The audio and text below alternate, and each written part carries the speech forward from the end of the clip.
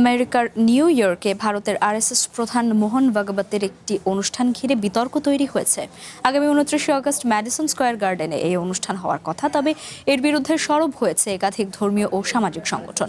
একই সাথে New York city mayor Zohran মামদানিও স্পষ্ট জানান এই অনুষ্ঠানের পক্ষে নন তিনি।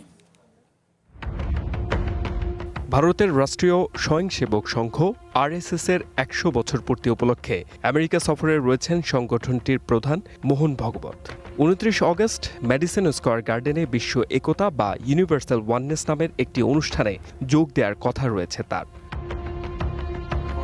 তবে অনুষ্ঠানটির আয়োজন নিয়ে আপত্তি তুলেছে ইন্ডিয়ান আমেরিকান মুসলিম কাউন্সিল সহ হিন্দু, শিখ, খ্রিস্টান ও দলিত সম্প্রদায় সহ বিভিন্ন সংগঠন।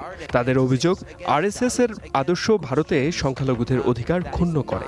নগদ নিয়ে এলো হার না মানা হার অফার। সর্বনিম্ন ১০,০০০ টাকা রেমিটেন্স নগদে পাঠালে থাকছে স্বর্ণের হার জেতার সুযোগ।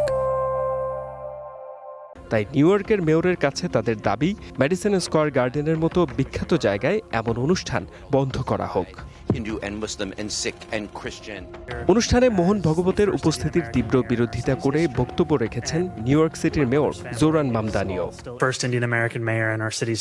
আমি ভারতীয় বংশোদ্ভূত প্রথম মেয়র হিসেবে বলছি, আমি যে ভারতকে চিনে বড় হয়েছি তা একটি ধর্মনিরপেক্ষ ও বহুত্ববাদী সমাজ।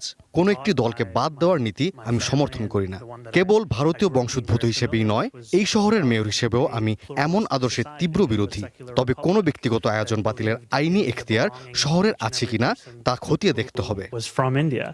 তবে এসব বিতর্ককে গুরুত্ব দিচ্ছে না আরএসএস সমর্থকরা।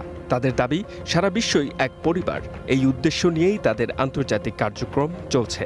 নিউ ইয়র্ক শেষ করে কানাডা ও ব্রিটেনেও প্রবাসী ভারতীয়দের অনুষ্ঠানে যাবেন Mohan Bhagwat. H M Ataullah, one international desk.